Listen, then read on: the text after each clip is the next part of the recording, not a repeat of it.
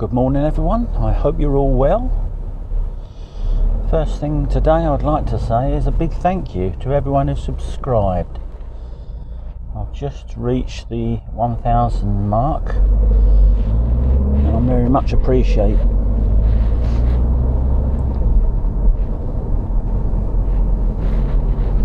I also am getting lots more comments and feedback, which is good.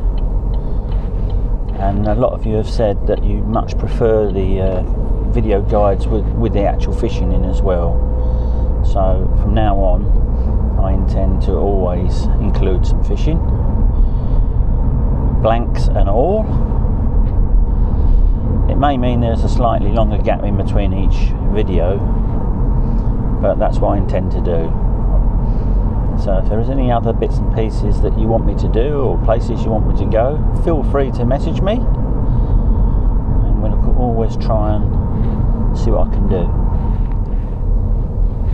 So where are we off to today?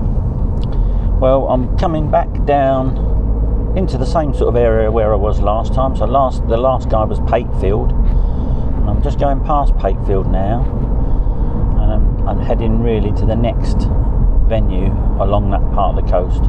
So just south of Pakefield, I'm heading for Kessingland today, Kessingland Beach.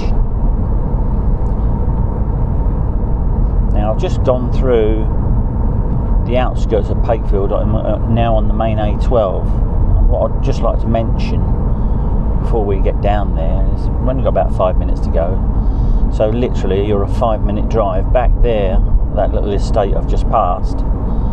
You've got virtually everything you could want, all literally in one place.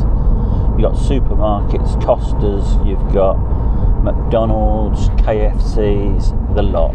Everything is in that area. Fuel. So literally a 5-minute drive from Kessingland, you've got access to all those facilities. So today we've got a little bit of an overcast day, but we have got a temperature at the moment of 13 degrees, which we've had sort of some funny weather lately. We've had a couple of really cold days down in the 4s and 5s, cold clear days, and then that's been followed by 3 or 4 days of rain and cloudier weather, but milder. So we're on the milder weather today, and it's a little bit overcast, so it's not a bad thing, I don't think. I prefer to fish in overcast conditions than I do bright conditions. So off the A12, say Kessingland Beach is signposted there, and if you follow it down, there's local shops, takeaways and everything in the village here, just to your left down there. There's your Africa Alive attraction, and then we follow down this road towards the beach.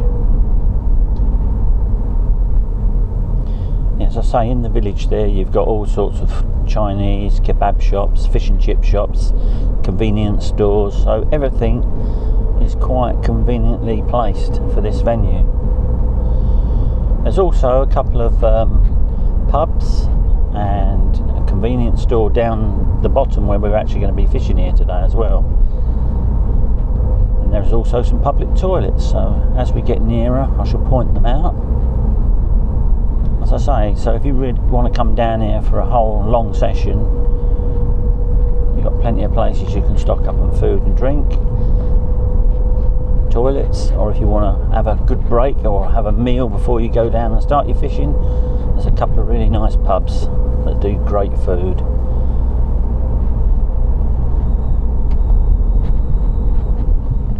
So following on this road all the way down, narrows up a little bit here. There's what we call the beach car park there. Basically you could park there and you could walk through these little alleyways and gaps onto your left. That takes you to the beach as well. Fish and chip shop here on the right. They do a nice fish and chips, I can vouch for that. And then we're going to get up into the sort of main area. So as you can see, massive great caravan down a tiny little road, but there is a caravan park at the end here, so that's basically what that's all about. He's through. On the right here, you've got a pub called the Sailor's Home, and there is a car park here, but it is for patrons only, and they will clamp you if you park in there and go fishing. So I wouldn't advise that. The place I'm looking to park is just round this bend here, and that's this little car park here.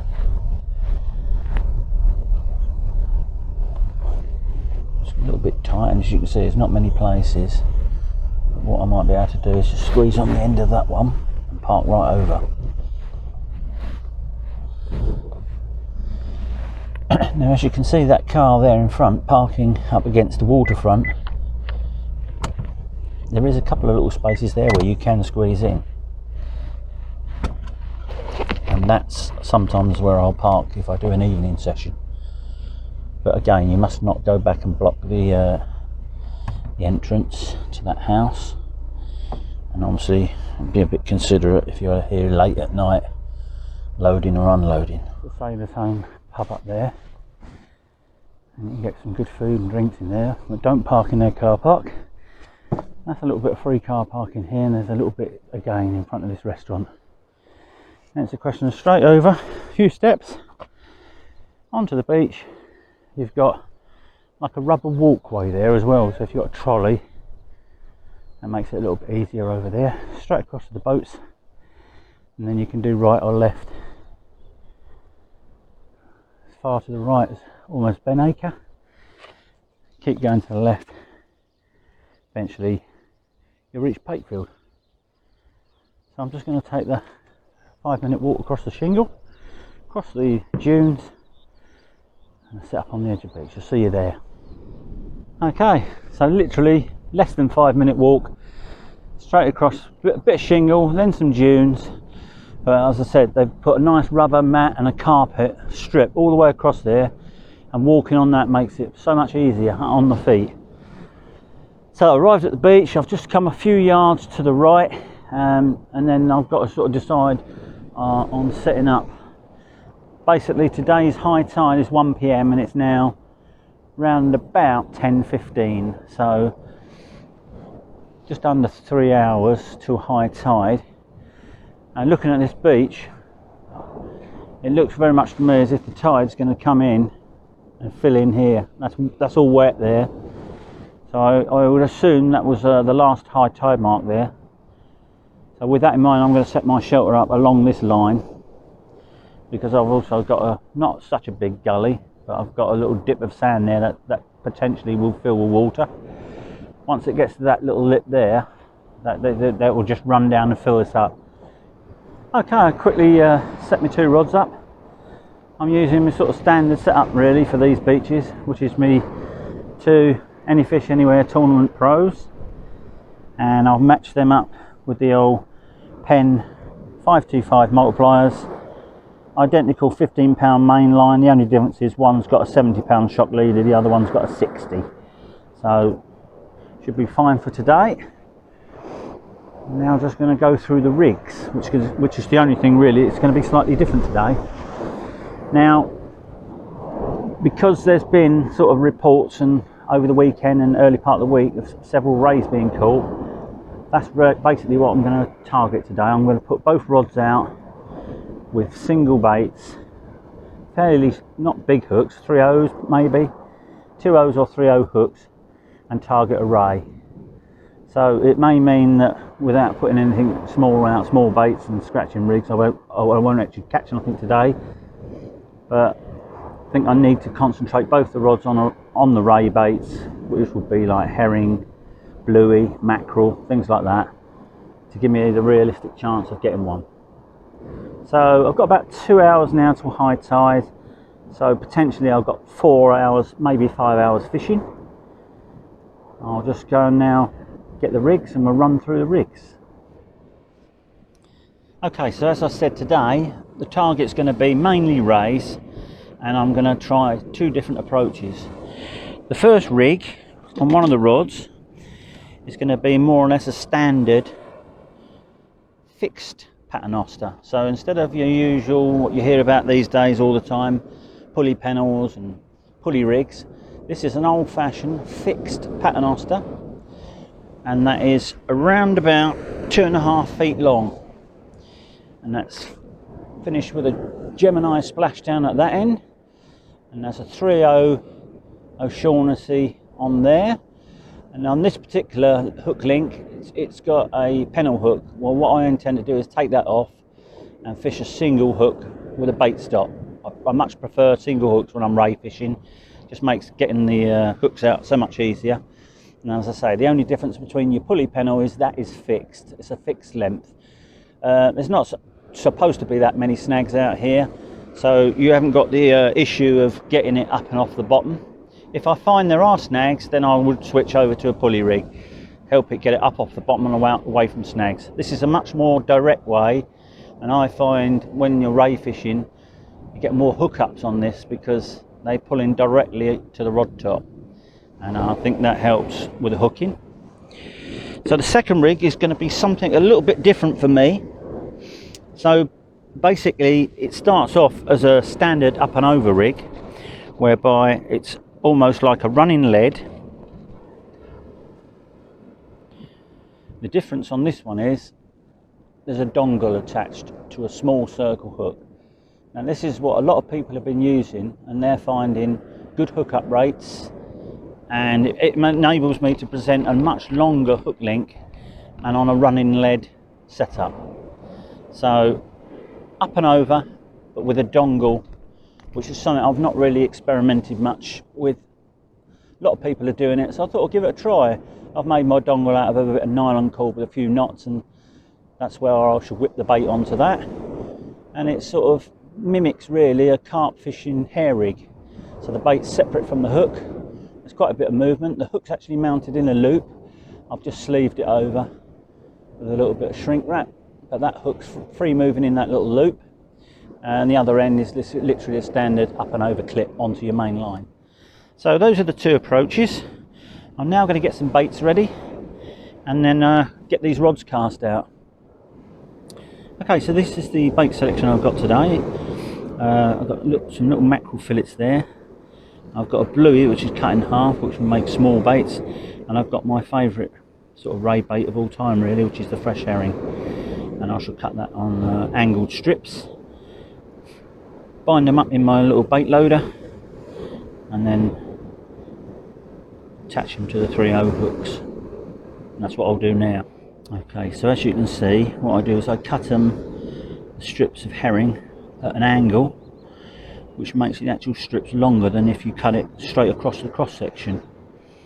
Whereas with the bluey, I tend then just to cut a section off around about the same length as the fillet of herring, and then just split it down the middle. So that makes two baits. As you can see from the herring there, you can probably get 4, 5, maybe 6 baits out of that. So yeah, I'll get it now on the bait loader and get one made up.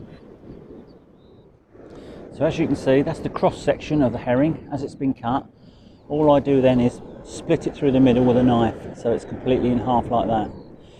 Got a little bit of frozen roe there. You can leave that in, but I find it easier to take that little bit out than when you... So that's one side of your strip, that's the other. What I do then is reverse them round, so that the thin end of that one is at the thick end of that one, and vice versa. And you'll find that sandwiches together much nicer, to a much more streamlined bait. I can then put that in my tool, like that, and then bind some elastic around it to keep it all together. Now at this point you can put the hook in and bind the hook in the centre. I tend not to do that now. I put it on a needle and slide it round. But as with all these baiting up demos, everyone does it a little bit different. This is just a way I've found easier. So as you see, you cotton round there, binds it into a nice compact bait. A couple of hitches on there, finishing it off. You can then take that straight off your loader and you're left with a bait like that.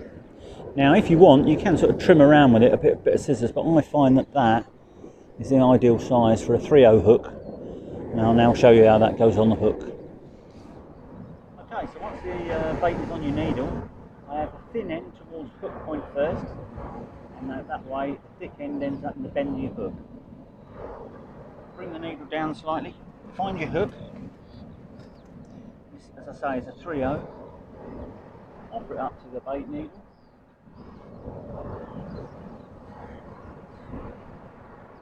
Put a bit of a bend in it, slide it straight round. You can then tidy it up a bit.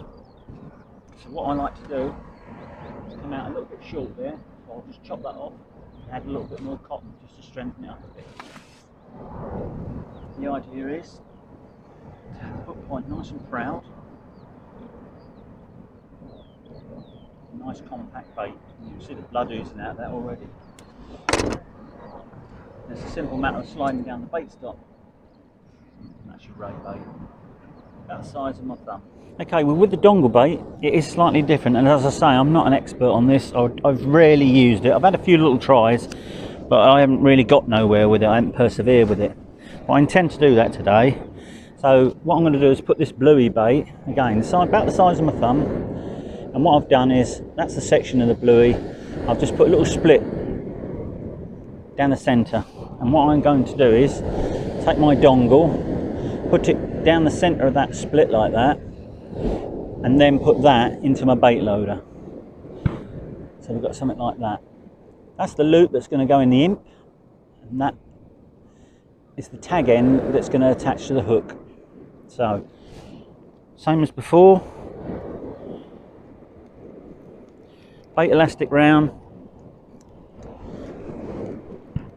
That should actually be wrapping it round tight onto that string or dongle, and I can already see again juice is pouring out of it. So plenty of elastic. It's only a light elastic, and basically again a couple of hitches,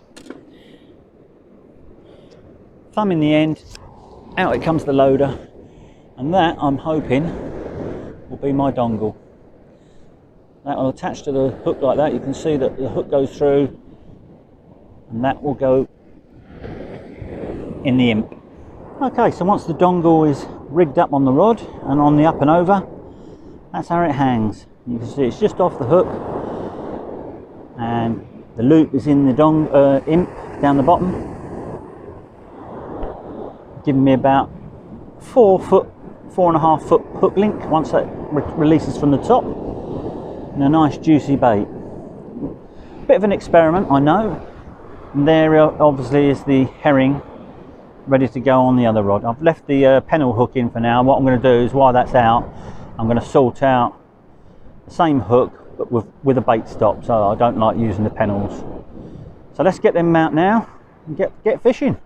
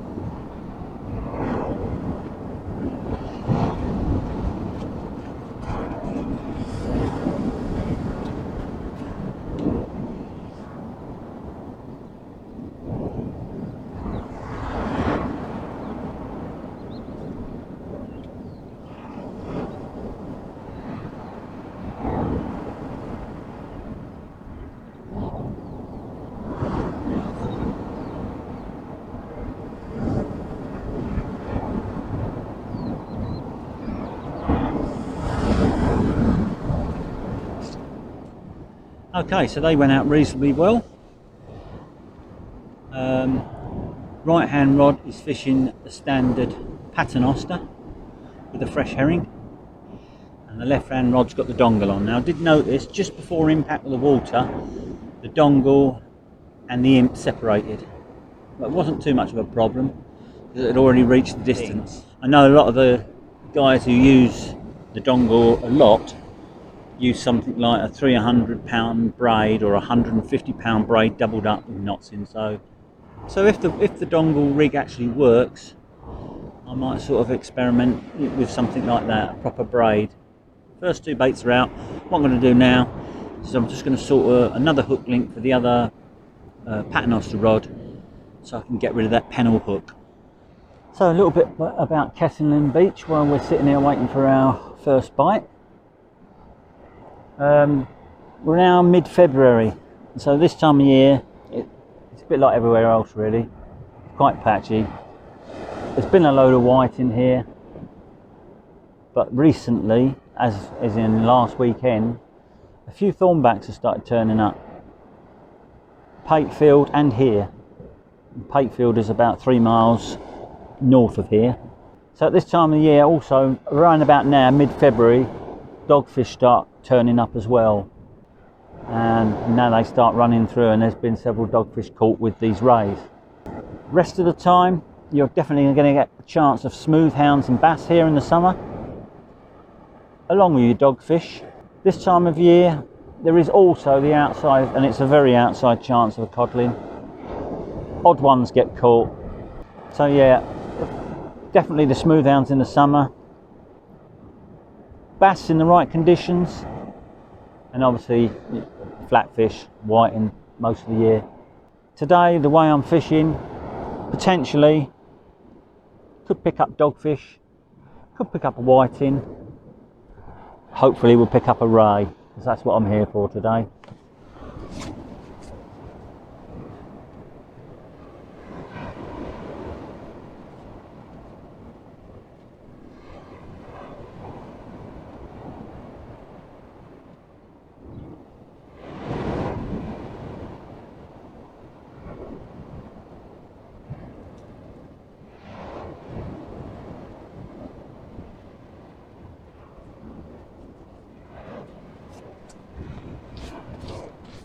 Well, thankfully no weed, but the bait has been mullered to bits, so I assume crabs are out there.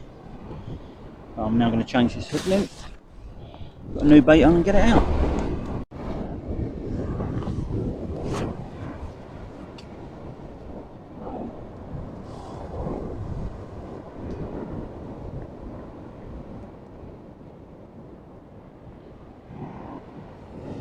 Right, all a bit slow here this morning. I've now just prepared another couple of baits. I'm going to put a fresh mackerel wrap on the right hand rod, and then I'm going to try and put a squid onto the dongle rig. Give that a little go.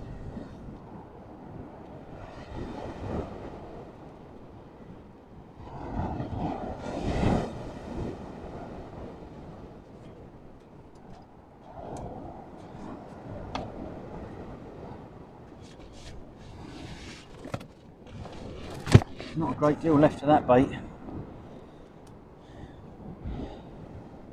Fragments of skins and cotton. That's about it.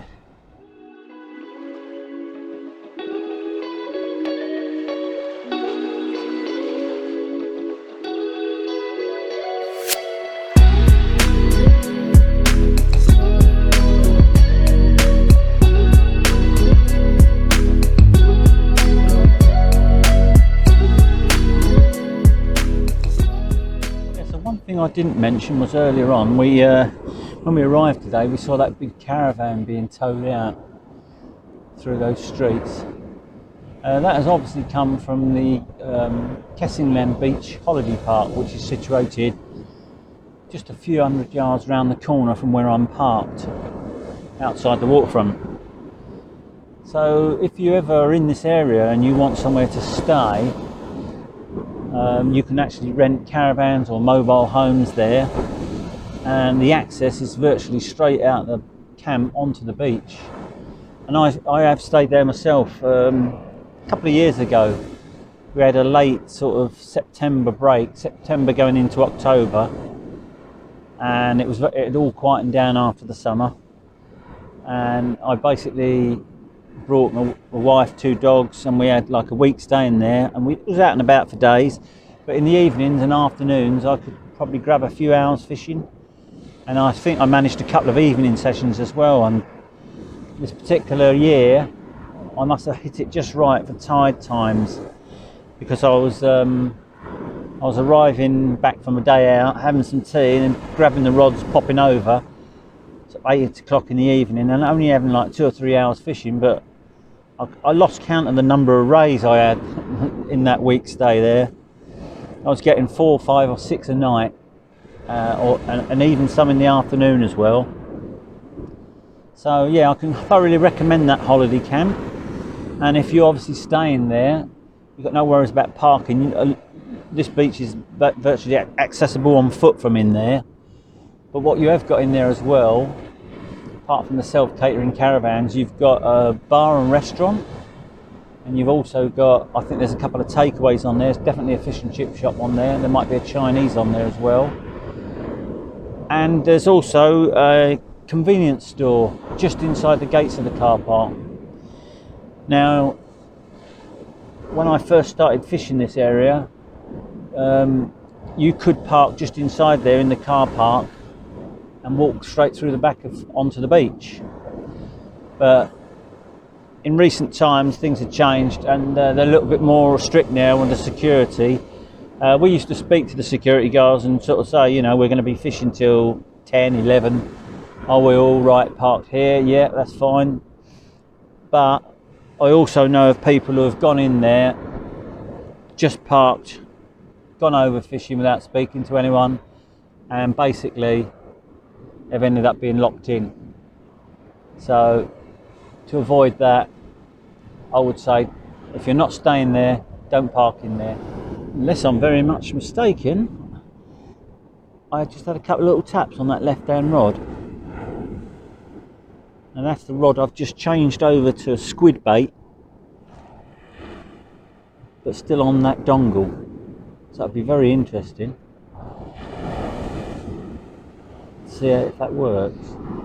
Okay, I've just changed the angle on the rod slightly just to see if I can get an improved bite indication. I'm getting some very weird taps on that left hand rod, almost as if something's hooked.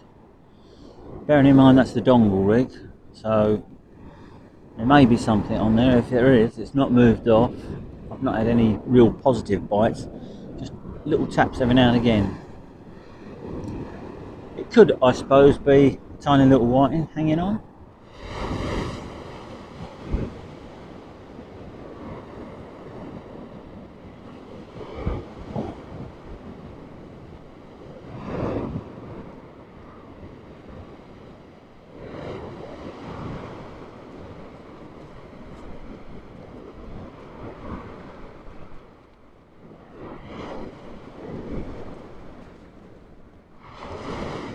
My first fish. Now, guess what? It's a whiting. There's a blank saver. Yeah. And maybe that's what those little taps were earlier on. Anyway, let's save the blank. Back to the ray fishing. Now, it will come as no surprise that whiting that came on a smaller squid bait, which I rummaged around in my core box and found a few little squid in the bottom. Whipped one up and put it on there. Yeah, straight away, little whiting. So sticking to the bigger fish baits has kept the whiting away. But unfortunately, there's not been any rays there to pick them up as of yet. Okay, two fresh baits out there again. And that's all you can really do when you sort of put all your eggs in one basket, fishing big fish baits on single hooks.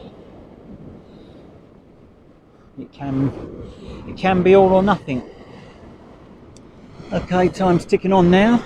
I've got probably an hour to go at best. I've just hit that right hand rod as hard as I can. It's gone out further than it has all day. And that's got a fresh herring on there.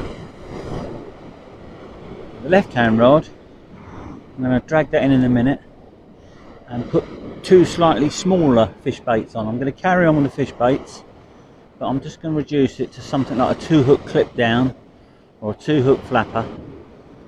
So 1/0 hooks with smaller fish baits, just in case those other baits are too big. Sometimes them rays can be a little bit finicky, so that'll be the plan. There is a risk then of obviously attracting more whiting, but if I can give that a try on that one rod and keep banging out that big bait on the other rod. Fingers crossed one of them might turn up.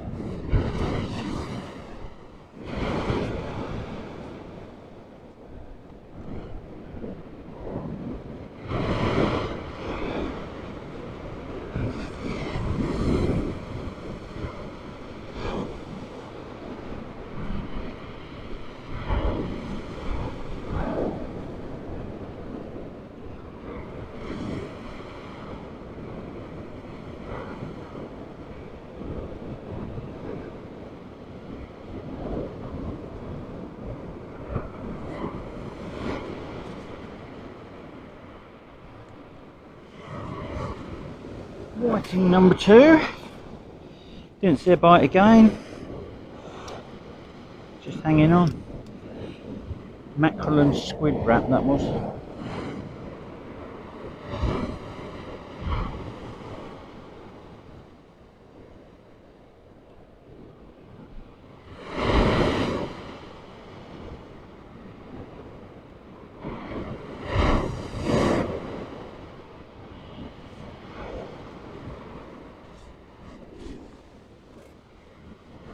Plenty of little taps and indications now on the left hand rod with the smaller baits. 99% sure it's whiting. I still live in hope that the right hand rod's going to hoop over in a minute or slack line me. But we're running out of time.